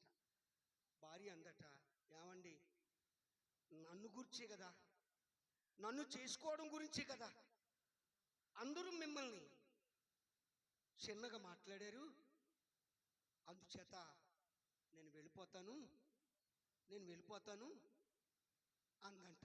అప్పటికే దావీదుకు 7 సహోదరులు పుట్టారు. కర్సారుడు ఎవరు? దావీదు. అప్పటికే యెషై భార్య దావీదు తల్లి గర్భవతిగా ఉందట. దేవుడికి స్తోత్రం. గర్భవతిగా ఉంటే ఎప్పుడైతే దావీదు తండ్రి యెషైని ఈ మీటింగ్లో అవమానపరిచారో భార్య ఏం చేసిందంటే, ఏమండి నేను వెళ్ళిపోతాను, మీ గౌరవం పోతుంది, మీకు అవమానం కలుగుతుంది కదా నా వల్ల, నేను వెళ్ళిపోతానండి అని చెప్తే ఆలోచించి అన్నాడంట. సరే అన్నాడు. ఆవిడ ఊళ్ళోంచి బయటికి వెళ్ళింది కానీ అరణ్యంలోనే ఉందట. దేవుడికి స్తోత్రం. అరణ్యంలో ఉండి అరణ్యంలో కన్నదట దావీదును. ఎక్కడ? అరణ్యంలో కన్నదంట దావీదును. ఇప్పుడు అన్నగారులు అందరూ దావీదునే చిన్న చూపు చూస్తున్నారు. ఎందుకంటే పుట్టుక అరణ్యంలో. అందుకని కొద్ది కాలం అయ్యేసరికి దావీదు తండ్రి తల్లిని చేర్చుకున్నాడట. పని మనిషి కింద దాది కింద చేర్చుకుని బిడ్డను తెచ్చేసుకుందే ఇంట్లోకి వచ్చింది. అన్నగారులు అంటున్నారంట, నానా ఆడు పుట్టుకు మగ్గాలి, ఆడు మనోడు కాదు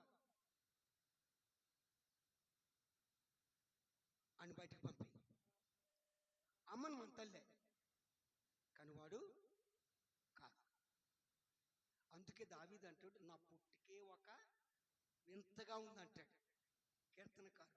నా పుట్టికే ఒక వింతగా ఉందంటాడు. దేవుడికి స్తోత్రం. వింతేది? అరణ్యం. ఆడెవడు మాకు తెలీదు, వద్దు, అమ్ముండొచ్చు కానీ వాడు కుదరదు అంటే తండ్రి ఏం చేశాడంటే గంపెడు గుండె నిండా పాదుంచుకుని చాటుకు తీసుకెళ్ళి, ఒరే బాబు, నువ్వు అరణ్యానికి వెళ్ళిపోరా, ఒక 100 గొర్రెలు కొనిస్తాను, వాటిని మేపుకుని బతుకు. దావీదేం బ్రతుకు? అరణ్యం. తల్లుండి తల్లి లేని బ్రతుకు, తండ్రుండి తండ్రి లేని బ్రతుకు, అన్నగారులుండి ఇలాంటి బ్రతుకు. ఆ 100 గొర్రెల్ని అరణ్యములు మేపుకుంటూ అందరుండి. దేవుడికి స్తోత్రం. హల్లెలూయా. అందుకే దేవుడు అన్నగారులందరిలోనూ ప్రత్యేకంగా అభిషేకించుకున్నాడు. ఇతడే నేను కోరుకున్నవాడు. దేవుడికి స్తోత్రం. ఏంటి? దావీదు తన జీవితాన్ని, ఆ మొదటి జీవితాన్ని క్షణం తలంచుకుంటూ కన్నీరు గార్చి ప్రార్థన చేసుకునేవాడంట. దేవుడికి స్తోత్రం. ప్రభువా, ఎంతటి వాడను నేను యేసయ్యా, కొంతైన యోగ్యుడను కానయ్యా. ఎంతటి వాడను నేను యేసయ్యా, కొంతైన యోగ్యుడను కానయ్యా. ఇంతగా నన్ను హెచ్చించుటకు, ఈ స్థితిలో నన్ను ఉంచుటకు, ఇంతగా నన్ను హెచ్చించుటకు, ఈ స్థితిలో నన్ను ఉంచుటకు. ఎంతటి వాడను నేను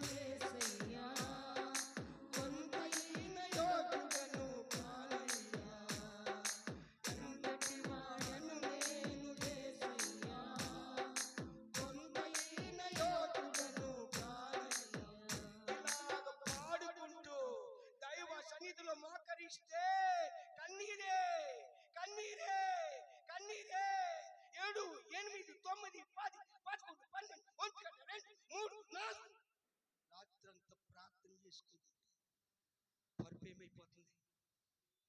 దేవుడికి స్తోత్రం. అమ్మా, మనం ఏం చేస్తామంటే ఆ పాతవి, ఆ కష్టాల బ్రతుకు, ఆ బాధల బ్రతుకు, ఆ శ్రమల బ్రతుకు, ఆ రోగాల బ్రతుకు, ఆ సమయంలో దేవుడు నిన్ను జ్ఞాపకం చేసుకున్నాడు, అది మర్చిపోతాం మనం. అది మర్చిపోయి ఏ నీకు లంటాను అనుకున్నా నేను, ఏ దానికి లంటాను అనుకుంటున్నారా? చూరా, పక్కనున్నోని పరసేడి తిప్పుతున్నాడు కదా శంకరుడు. అలాగే మనమేమవుతున్నాం, ఆ రోగం టైంలో చచ్చి బ్రతికమ్మ దేవుడు దయ వల్ల అది మర్చిపోతాం. దేవుడికి స్తోత్రం. హల్లెలూయా, హల్లెలూయా. ఆ కరోనా టైంలో కోట్లు గడించిన వాళ్ళు చచ్చిపోయారు. కరెన్సీ నోట్లకు వచ్చేస్తుందని డబ్బు పట్టుకెళ్ళి పడేశారు ఈదుల్లో, ఫారిన్ కంట్రీస్. కానీ నీ దగ్గరకు వచ్చి అమ్మో రావుల పని నుంచి వస్తున్న డేవిడ్ రాజు గారు చెట్లు వరినా అమ్మో అని వెళ్ళిపోయింది. మనం డబ్బున్న వాళ్ళు మన కాదు, మనం ఏదో వస్తాదులు మన కాదు, ఆయన దయ. దేవుడికి స్తోత్రం. హల్లెలూయా. నిన్ను దాటి వెళ్ళిపోయింది. ఇవాళ బ్రతుకున్నామంటే ఆయన దయ. దేవుడికి స్తోత్రం. హల్లెలూయా. అది మనం మర్చిపోకూడదు, అది మనం మర్చిపోకూడదు. మన పిల్లలకి తెలియదు అండి, వచ్చే తరానికి తెలియదు. మనం చెప్పుకుంటుంటే వాళ్ళు వింటారు తప్ప వాళ్ళకి తెలియదు. పిల్లకాకేం తెలిసి ఉండేది తప్ప అని. ఒక్కోసారి నేను మా ఇంటి ముందు కాకులు వచ్చి అరుస్తాయి. మీ ఇళ్ళకి రావనుకుంటామా? మీ ఊళ్ళో కాకులు ఉండవేమో, ఉన్నాయా? ఒక్కోసారి ఈ అన్నిని ఎర్రగానే లేత చిరుముట్టుతో వచ్చి అరుస్తాయి. అరుపు నేను ఇలా కడుతుందని ఇలా కడతాను. ఇలా పెడితే అది కదలదు మీద, అది పెద్ద కాకపోతుంది. అది రాగానే ఇలాగెట్టాలి, అమ్మో ఉండేది చూపిస్తున్నాడు పారిపో. పిల్లకాకి ఏం తెలుదా? ఇది డోంట్ కేర్ అంటారు. అది పెద్ద అమ్మో అని పారిపో. దేవుడికి స్తోత్రం. ఇప్పుడు మన పిల్లలకి వచ్చి తరమోడికి తెలియదు కరోనా అంటేని. ఇప్పుడు ఏదో కాలం ఇందులో కొన్ని పెద్దోళ్ళకి తెలుస్తుంది, వీళ్ళకి తెలుసు అమ్మో కరోనా అంటే అది భయమేశారు. కానీ ఇంకో తరానికి తెలియదు. దేవుడికి స్తోత్రం.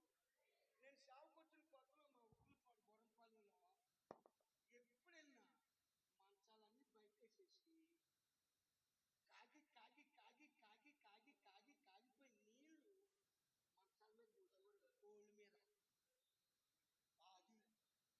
అది నల్లులు అంటున్నారు మీరు.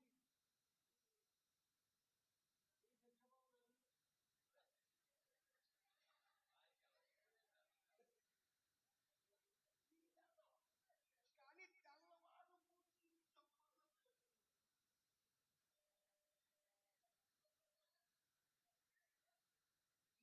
పట్టింది కాదు నల్లుల గురించి. ఏంటి కబుక్కున ఈ మాట అనగానే నల్లులు అన్నారు. అది నల్లుల బాధ మీకు తెలుసు. దేవుడి స్తోత్రం. అసలు నల్లుల గురించి చచ్చిపోయిపోరండి. ఎల్లారు కూర్చుని మరీ కప్పుకునేవారు, యాంతర్లు ఎట్టుకుని. కరెంట్ ఏది వీధిలోనే మిల్కు నక్షత్రం లాగా 60-40 క్యాన్ బల్బు వెలిగేది అక్కడ ఆకాశం నక్షత్రం లాగా. ఇళ్ళ కరెంట్ లేవు,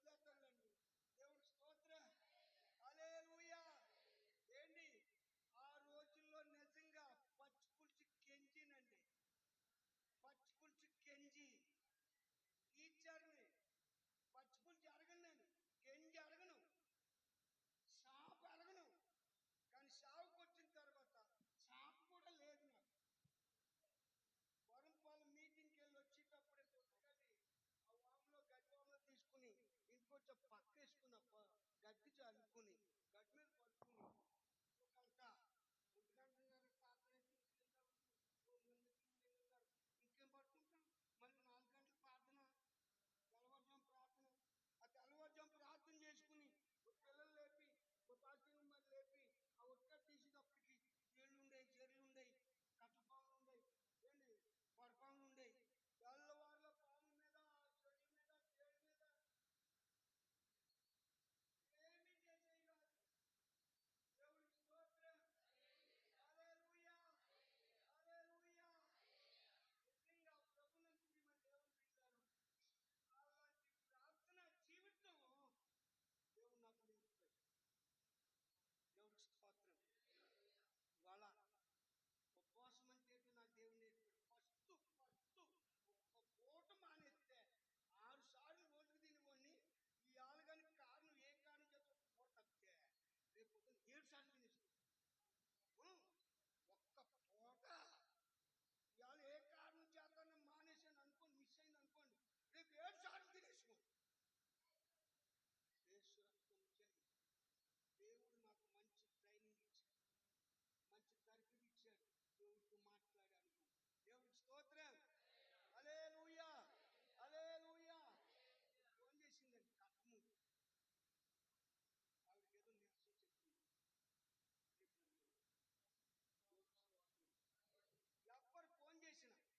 ఎవ్వరు ఫోన్ చేసిన తీసుకుంటాను. యేసుప్రభు నమ్ముకున్నారమ్మా? నమ్ముకోలేదు. యేసుప్రభు నమ్ముకోండి.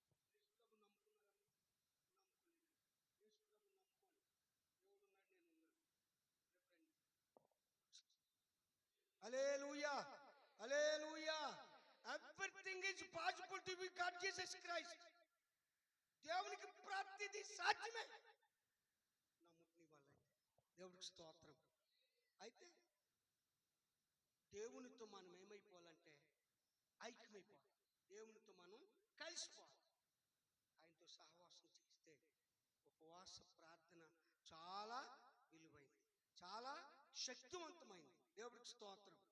హల్లెలూయా, హల్లెలూయా, హల్లెలూయా. హార్ట్ స్ట్రోక్ వచ్చి కమ్మమైన చనిపోయేవాడు. కానీ 3 సార్లు ప్రార్థన చేసి దేవుడున్నాడు, నేనున్నాను, యేసుప్రభు నమ్ముకో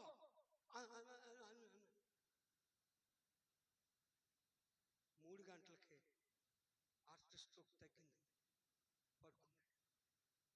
దేవుడికి స్తోత్రం. అంటే ఆయన పేరు చెబితే గుండె చెదరిన వారిని బాగు చేయాలి. దేవుడికి స్తోత్రం. హల్లెలూయా. 85 సంవత్సరాల ఆవిడలో మన బాప్తీసం తీసుకుంది. 2 సంవత్సరాల నుంచి వస్తుంది. 80 సంవత్సరాలు. పరుషుదా ముసలి బాబు. 80 సంవత్సరాలు, 85 ముసలిదే కదా. మొన్న హార్ట్ పెయిన్ వస్తే నేను హైదరాబాద్లో ఉన్నాను. ఫోన్ చేశారు, వాళ్ళ అబ్బాయి కోళ్ళ ప్రార్థనకు వస్తారు. కారు ఫోన్ చేశారు. మా అమ్మకి ఇదిగోండి ఫోటో వచ్చేస్తుందా, ప్రార్థన చేయండి అన్నారు. ప్రార్థన చేశారు. మళ్ళీ ఒక అరగంట పోయి బుక్ చేయండి అన్నారు. అంబులెన్స్ వచ్చేసింది. ఫోన్ చేసేసుకున్నారు. అంబులెన్స్ ఎక్కించేశారు. బొల్లినేని హాస్పిటల్కి తీసుకెళ్ళిపోయారు. బొల్లినేని హాస్పిటల్కి తీసుకెళ్ళిపోతే ఆయన జాయిన్ చేసుకున్నారు. జాయిన్ చేసుకుని ఏదో చేశారు, మొత్తం టెస్టులు తీశారు, అన్నీ చేశారు. తీసుకెళ్ళిపోండి అన్నారు. 50,000 కట్టుకున్నారు. తీసుకెళ్ళిపోండి అన్నారు. డబ్బు కట్టించేసుకుంటారు ముందు. తీసుకెళ్ళిపోండి అన్నారు. ఇంటికి తీసుకొచ్చేసారు. మళ్ళీ ఫోన్ చేశారు. ఫోన్ చేస్తే నేను ఫోన్లోనే ప్రార్థన చేసి యేసుక్రీస్తు నామములో గుండెపోట బంధిస్తున్నాను, యేసయ్య స్వస్థపరచు. ప్రార్థన చేసి అమ్మని అన్నాను. దేవుని మహాకృపను బట్టి ఆవిడ బతికింది. దేవుడికి స్తోత్రం. బాప్తిస్మం ఇచ్చి శారమ్మని పేరెట్టారు. దేవుడికి స్తోత్రం. హాస్పిటల్కి తీసుకెళ్ళిపోండి అన్నారు. వయసు పెద్దదే, నలిగిపోయింది గుండె. ఇంటికి తీసుకొచ్చాక చేశారు ఫోన్. ఇంటికి తీసుకొచ్చేసి డాక్టర్ గారు అన్ఫిట్ అన్నారు. దేవుడికి ఏమైంది? కావాలి. డాక్టర్కి అన్ఫిట్ అయితే దేవుడు కావాలి. దేవుడికి స్తోత్రం. హల్లెలూయా. ఏంటి నిజంగా నాకు రోజు దేవుడు కార్యాలు చేస్తానే ఉంటాడు, కార్యాలు చేస్తానే ఉంటాడు.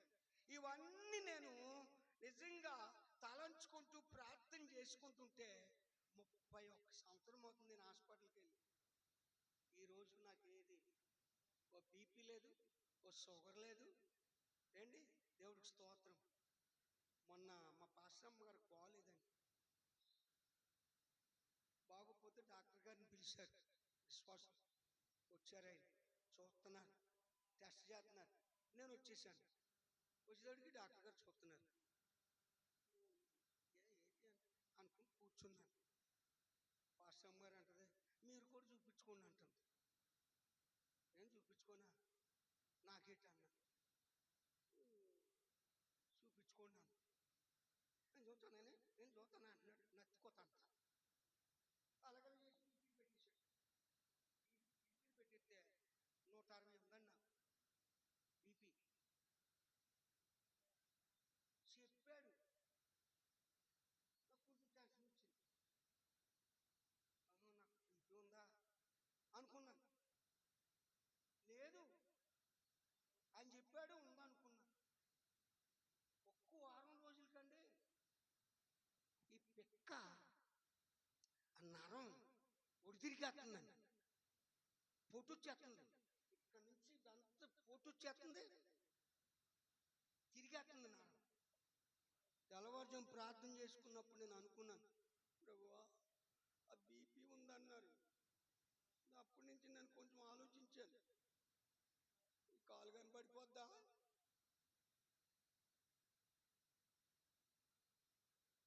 పాస్టమ్మ గారికి చెప్తే నన్ను తిప్పేది హాస్పిటల్కి. చెప్పకుండా దేవుడితో చెప్పుకున్నానండి. ఒక 10 రోజులు దేవుడికి స్తోత్రం. అడిగేస్తే తిరిగేస్తుంది. ప్రార్థన చేసుకుని మోకాళ్ళు వెనక్కి తిప్పేటప్పటికి తిరిగేస్తుంది నరం.